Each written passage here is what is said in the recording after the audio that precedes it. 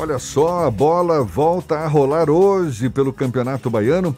Paralisado desde março por causa da pandemia, o campeonato volta hoje às 4 horas da tarde com a penúltima rodada da competição. A gente fala mais sobre o assunto conversando agora com o vice-presidente da Federação Baiana de Futebol, Manfredo Lessa. Seja bem-vindo. Bom dia, Manfredo. Bom dia, Jefferson. Bom dia a todos os ouvintes aí da Tarde FM. É um prazer falar com vocês. E estou à disposição aí para esclarecer o que necessário for. Prazer todo nosso. Muito obrigado por aceitar o nosso convite, Manfredo. É uma retomada do Campeonato Baiano que chega já com uma contestação do Jacobina, não é? Tenta aí na Justiça Desportiva paralisar a competição ou, no mínimo, garantir que nenhum time seja rebaixado para a Série B do ano que vem. Em que pé está essa pendenga, Manfredo? Bom, de fato, o Jacobina ajuizou um mandado de garantia, né, que é uma medida emergencial perante o Tribunal de Justiça Desportiva com o pedido de liminar para suspender o Campeonato Baiano ou, ao menos, a rodada de hoje, mas essa liminar foi indeferida pelo presidente do Tribunal de Justiça Desportiva. Nós já prestamos as informações que tínhamos a apresentar em nome da Federação Baiana de Futebol, apresentamos a documentação necessária, notadamente aqueles documentos que provam as autorizações pelos órgãos públicos no sentido da retomada da competição profissional. E hoje, às 16 horas, teremos todas as partidas da 8ª fase do Campeonato Baiano, melhor, da 8ª rodada da primeira fase do Campeonato Baiano. E no domingo, se tudo correr bem, se Deus permitir, vamos concluir essa primeira fase. E quanto a essa ideia de não rebaixar time nenhum para a Série B do ano que vem? Olha, a ideia do não rebaixamento, ela foi proposta pelo representante do Jacobina, que esteve presente na reunião virtual de conselho técnico, realizada no dia 8 de julho, mas como se tratava de uma proposta que implicaria necessariamente na alteração de regulamento, ela teria que ser aprovada à unanimidade dos clubes presentes, ou de todos os clubes, né? Foram os 10 presentes. E ela não foi. E dessa forma, o rebaixamento fica mantido conforme está previsto no regulamento. Manfredo, a expectativa é que acabe no final de semana a primeira fase do Campeonato Baiano. Mas como está acontecendo concomitantemente a Copa do Nordeste, e os clubes que estão nessas duas competições estão com uma sobrecarga de partidas. Existe algum tipo de conversa ou diálogo para tentar evitar que haja um desgaste muito grande das equipes?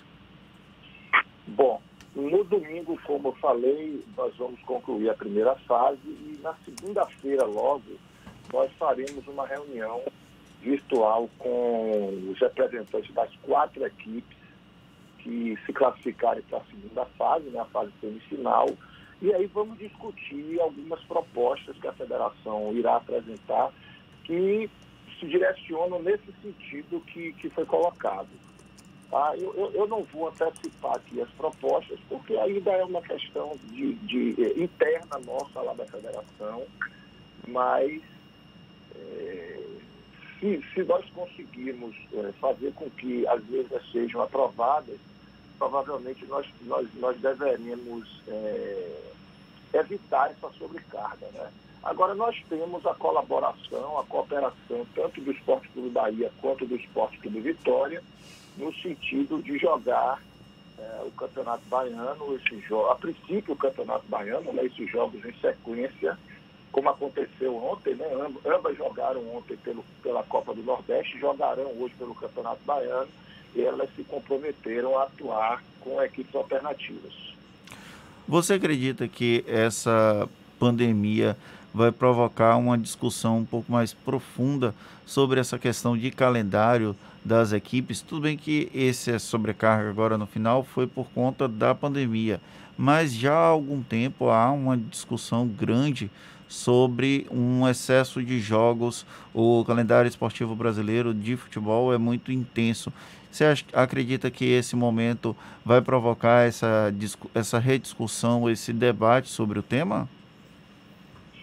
Olha, provocar necessariamente não, porque como você bem colocou, esse tema já vem sendo debatido há muito tempo.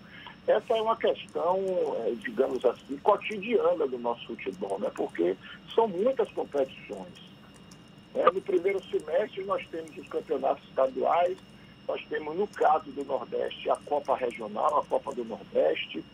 Quando nossas equipes estão disputando as competições sul-americanas, elas começam a fazê-lo, né, no primeiro semestre.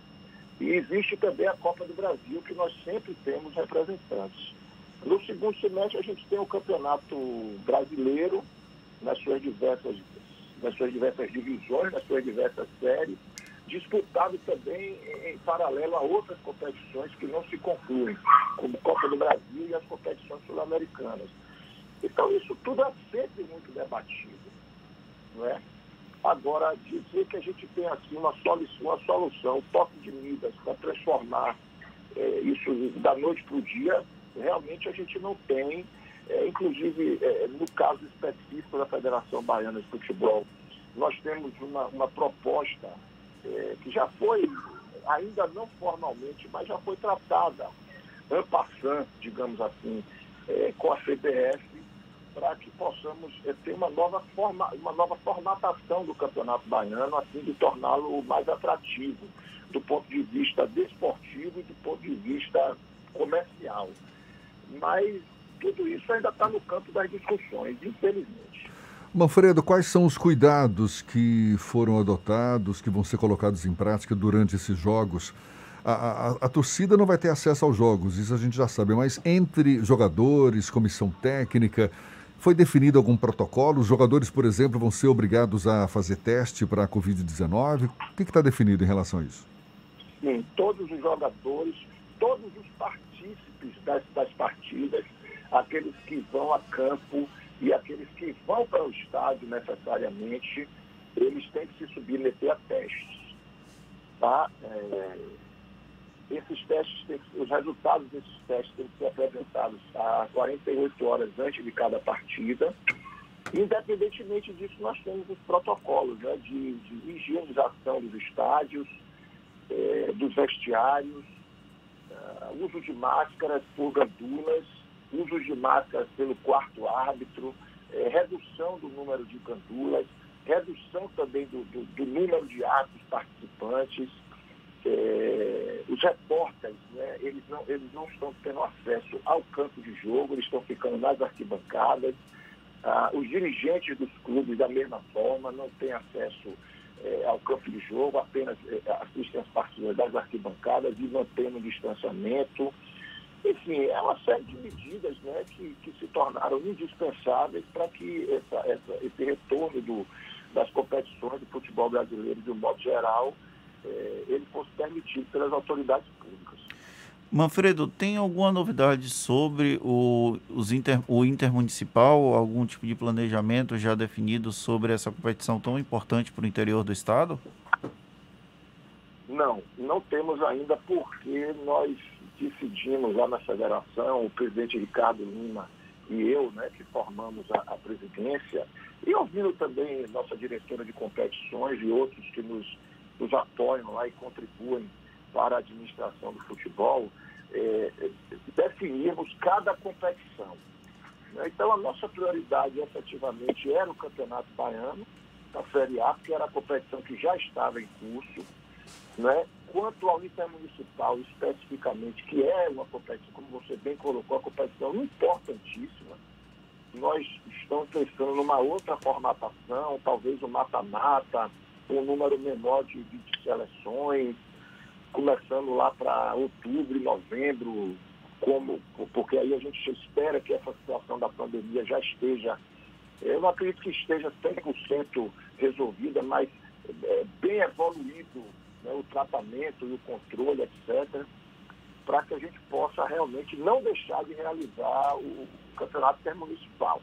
Existe a Série B também, que já é um anseio das equipes que formam a segunda divisão do futebol baiano de disputar a competição, mas a gente vai ter que ter muito cuidado, muito bom senso, ouvir todos os participantes para que a gente possa efetivamente conseguir concluir primeiro o Campeonato Baiano, né? E depois as nossas outras competições, aquelas que for possível, né? Se for viável realmente nós realizarmos. Maravilha. Manfredo Lessa, vice-presidente da FBF, Federação Baiana de Futebol. Muito obrigado, Manfredo, pela sua disponibilidade, pela atenção dada aos nossos ouvintes. Bom dia para você.